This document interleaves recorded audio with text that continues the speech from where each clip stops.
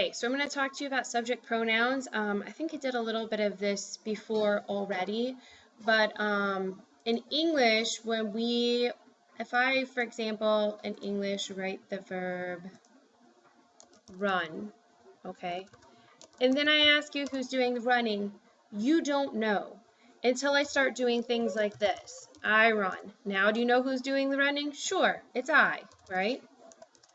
Or we run. Now, do you know who's doing the running? Sure, it's we. Or they run. Who's doing the running? They are. Okay? So what's different is that when I'm conjugating, when I'm letting people know who's doing the running or who's doing the jumping or who's doing the singing or the dancing, etc., what I'm doing in English is I'm adding a subject pronoun in front of my verb. Okay, so that's how, for the most part, I conjugate verbs in English is by putting a subject pronoun in front of them. Okay, and we want to conjugate verbs. We don't want to leave them in their infinitive or their unconjugated form because we want to know who's doing the running, dancing, singing, etc. Okay, so if I have the verb correr, which means to run in Spanish, and I just say correr, you don't know who's doing the running. So it makes sense that in order to know who's doing the running in Spanish, that we're also going to need those subject pronouns. We need a subject for a verb. We need someone who's doing the running. So these are them. If the first block, this whole block up here is first person, just like over here they show you first person, second person, third person. So this right here is first person, second person, and this all down here is third person. So I don't know if I can. So this right here, well, it's just going to get too messy. But this right here is first person, second person, and then down here, this whole thing is third person. Okay. And so if I want to talk about myself, if I want to say I run, I use yo. Yo corro. If I also want to say I run, but I want to say I and my husband, we run, then I use nosotros or nosotras. If it's me and my husband, I'm going to use nosotros. If it's me and my mom, I'm going to use nosotras because we're two females. If I want to say you run, if I'm just saying you individually, like if I'm looking at my son and I'm saying, Caleb, you run, I'd say tú corres. Or I would use usted corre if I'm calling somebody by their title. So if I'm saying, you know, Professor Rains, you run, then I'm going to use usted corre. But if I want to say y'all run, if I'm looking at all three of my kids, Owen, Caleb, and Lucas, and I'm saying Owen, Caleb, and Lucas, y'all run. If I'm in Spain, I'm going to say vosotros corréis. If I'm anywhere else, I'm going to use ustedes corren. And since I have three sons, I'm using vosotros. If I look at both of my nieces, Elizabeth and Caroline, I say, Elizabeth and Caroline, y'all run. I would say vosotras corréis, okay? If I want to say she runs, if I want to say Caroline runs, I say ella corre. Caroline corre. If I want to say he runs, Caleb runs, él corre. They run, Caroline and Caleb run, ellos corren. And if it's Caroline and Elizabeth, I'm going to use ellas corren. Okay, so let's look over here and see what it tells you. In Latin America and the United States, the vosotros, vosotras form is not used.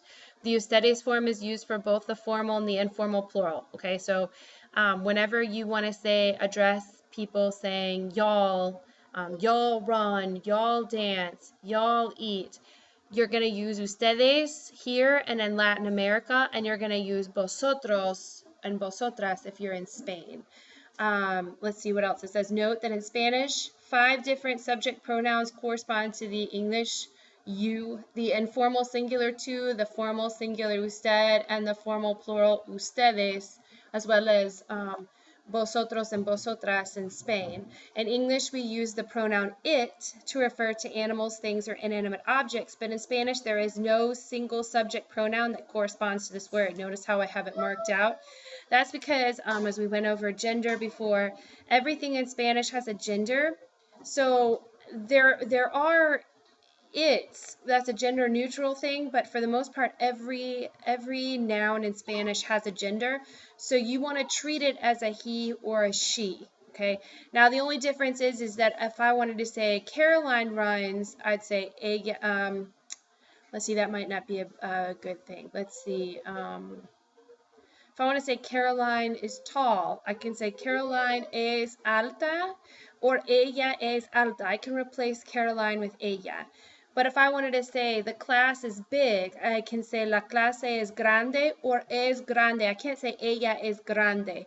Even though class is a she, we don't tend to use the she pronoun to replace an inanimate object. We go ahead and repeat the noun or we leave the noun out entirely. But with people, you can replace. However, to know which verb conjugation to use, when we do boxes, and you'll see, I think you saw it when I did SARE, when you're doing conjugation charts, you always want to, if it's an inanimate object and it's a female inanimate object, you're going to want to treat it as an ella, and if it's a male inanimate object, you're going to treat it as an L. Okay, so what else does it say? Use of subject pronouns. Personal subject pronouns are not usually necessary in Spanish. Just like I could say Caroline is tall, Carolina is alta, or es alta. I don't have to say the pronoun. They are used, however, when the speaker wants others to respond. The pronoun appears only before the first verb in the series. Yo soy colombiano, me llamo Ramiro y estudio español. So they're telling you that if you do use it, that you tend to use it once. So this is Ramiro saying that he's Colombian, his name's Ramiro, and that he studies Spanish. He only needed to say I once. He doesn't need to say he doesn't need to say yo soy colombiano, yo me llamo Ramiro y yo estudio español. If it's in a series, you only need the yo once. Yo, peruana, me llamo Daniela y estudio español. Again, you don't see someone repeat it again.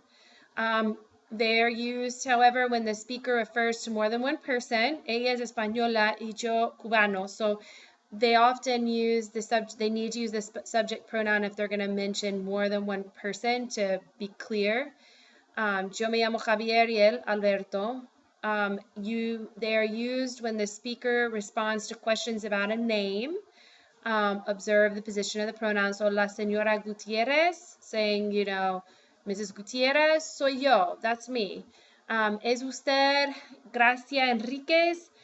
No, yo soy Esther Enriquez. So when you're being asked about a name, it's often put in there. Gracia is ella. To talk about things, Spanish has no equivalent for the subject pronoun it in English. Mira este mapa de Peru, es muy útil. You don't put, there is no like el, ella, there's no subject pronoun, you just leave it out and conjugate. Mapa's masculine, so you conjugate for el, but you couldn't say él es muy útil. El still just refers to people. Look at this map of Peru. Oh, I must be missing something. Oh, es muy útil. It is very useful. Okay. Okay, so let's see if we can do a little bit of practice over here. So when you're wanting, we want to get the subject pronoun that corresponds to the one in English. So if we have if we have the subject pronoun I, we're going to use yo in Spanish. Wait, make it bigger. We're going to use yo in Spanish. For we're going to use nosotros, right? Because here's, and for you, singular formal, you're going to use usted. She, ella, they, ellos. You, singular informal, is two. Okay? And you use the subject pronouns to conjugate your verbs. For example, here's a verb chart. We've gone over ser. Ser means to be, which is AMR. So all of these statements are saying that somebody, you are intelligent. I am from Puerto Rico, so we're using ser. And to know which spelling of ser, we look for our subject pronoun. So if we have ella, then we go down here, we find ella. This is the spelling of ser that goes with ella. And so that's the spelling that we will put in here. Ella es de Mexico, okay? Because in Spanish, unlike in English when you saw me do my correr example, that we often just put a subject pronoun in front and that's enough. But with the verb to be, we don't. We don't say I be, you be, he be. We change the spelling. And in Spanish, all the verbs act more like to be in English. in the sense that there's a spelling change for each subject pronoun. So it's not going to be ella ser, tú ser, yo ser. We're going to change the spelling of ser to match our subject pronoun. So if it's you who is intelligent, you find you. This is the spelling of ser that goes with you. So that's what you put here. So ella es de México, tú eres inteligente. Yo de Puerto Rico, I'm from Puerto Rico. Here is I, here's the ser that goes with I. Okay.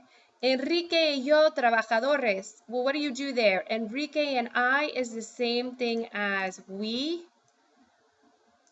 It's the same thing as nosotros. So I go down here and I find nosotros and I plug in somos.